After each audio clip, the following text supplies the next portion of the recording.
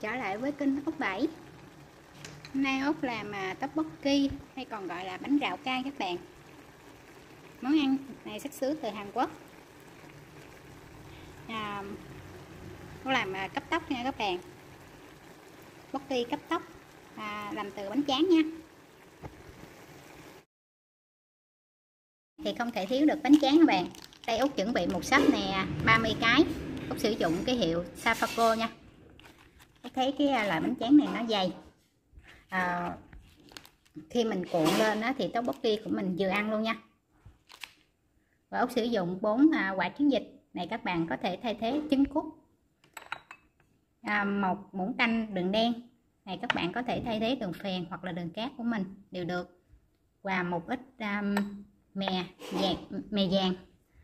Ốc đem đi rang lên, khi nào tteokbokki của mình chín thì rải lên cho nó thơm. 1 củ hành tây, một ít hành lá. Và Ốc sử dụng 300g thịt nạc này, và một ít chả luộc các bạn, chả cá. Hai thứ này các bạn có thể thay thế mực hay là tôm gì đó tùy theo sở thích của mình nha. Và Ốc sử dụng ớt bột xay, tương ớt Hàn Quốc. Hai thứ này trong siêu thị đều có bán các bạn. Và nước tương 800ml nước lọc.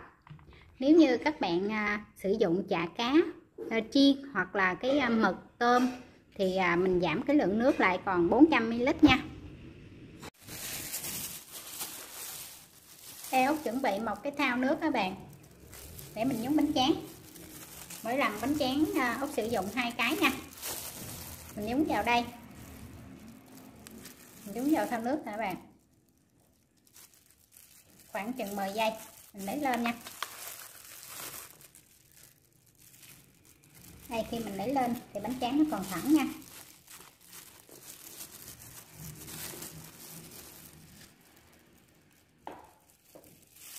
Đây, Ốc chuẩn bị một ít dầu mè, mình pha lên cái mâm này nè, cho để lát cái bánh tráng của mình nó không có bị dính nha.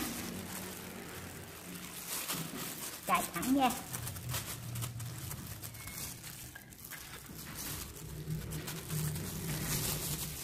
Rồi mình cuốn nha.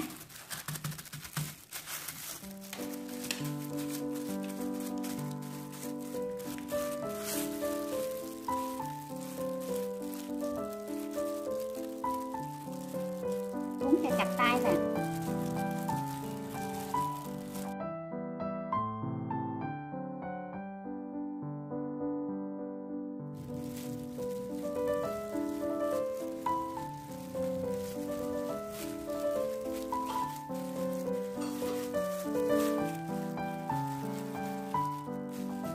Lăn cho nó chặt tay các bạn. Cái bánh nó khít vào nha. Đây có một muỗng đầu tiên nha các bạn. Rồi làm hết phần bánh tráng còn lại nha các bạn. Đây Ốc cuốn xong nè các bạn. Còn tteokbokki của mình nè, con veo nè, gai bóp vào gai các bạn. Giờ Ốc cắt nha. Trước khi cắt thì Ốc chà cái dầu vào cái cây kéo để cho nó cắt không có bị dính nha. Này tùy theo sở thích của mình cắt ngang hoặc là cắt xíu như vậy nè. Pha tí vào cái dầu mè vào cho nó dính nha các bạn.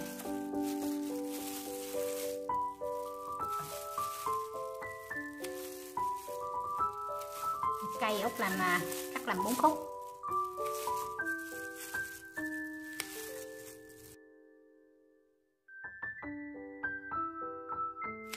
Đây cái phần bánh nè, cuộn chặt vào nhau đây các bạn.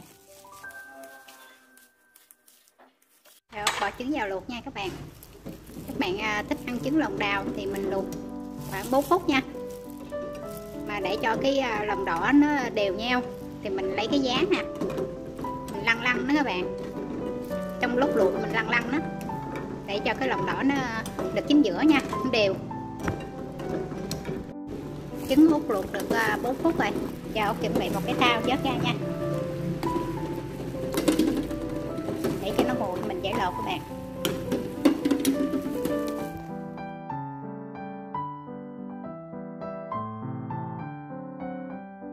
cái phần thịt sắc nhỏ thì mình bằm nha, làm cho nó nhuyễn, hoặc là các bạn có thể đi mua thịt xay sẵn các bạn.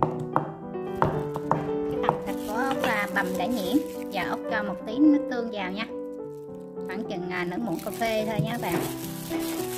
Bạn trộn đều lên.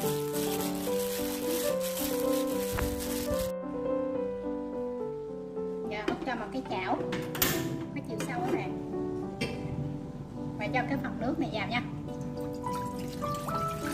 800 ml nước. Giờ nước sôi, ốc cho một cái cục thịt đó rồi cho vào bọc và cắt một cái lỗ, mình nặn làm chả nha.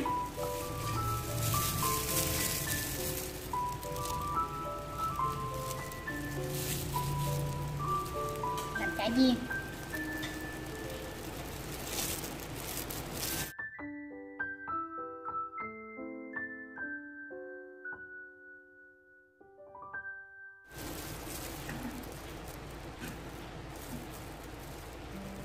Này mình luộc định hình cho nó tròn tròn thôi.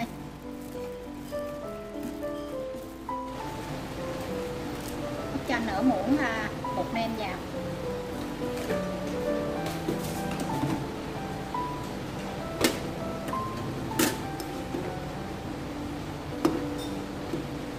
Xôi mình vớt bọt nha.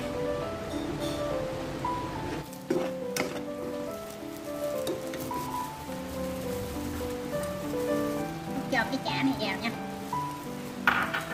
Mình lửa nhỏ rồi.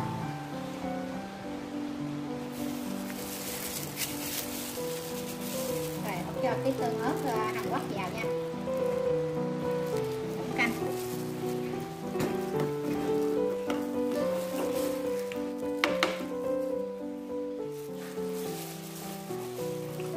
Cho cái tương ớt xay nha. Ớt xay này các bạn ăn bao nhiêu thì mình để nha.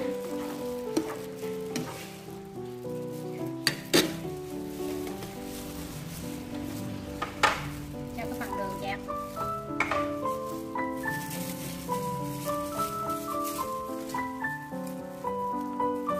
Cái phần chả tỉ vô rồi.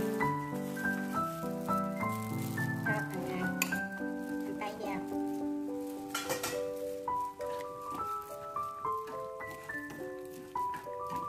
Đảo đều các bạn.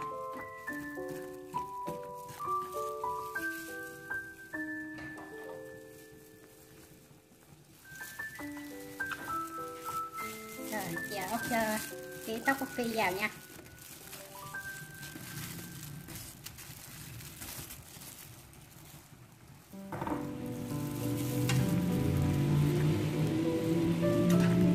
Đảo đều lên, chặn lửa lớn lên. Cho chất vào.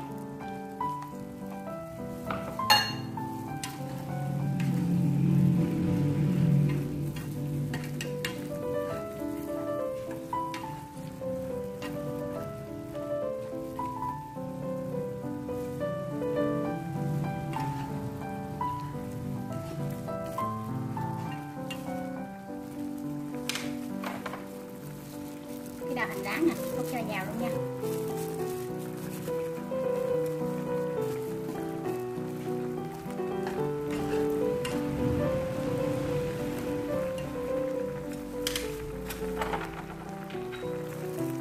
Vậy là xong đó bạn. Giờ ốc cho cái phần ít hành lá vào nha. Ít mè gan, nó rất thơm.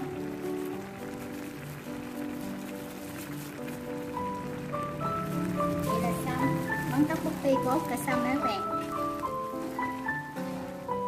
Trời mưa nè, mình ăn cái món này cay cay nè, rất là ấm bụng.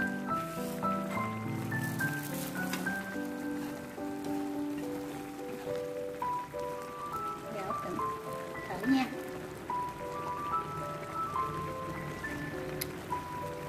Cay các bạn. Thì video món tteokbokki làm từ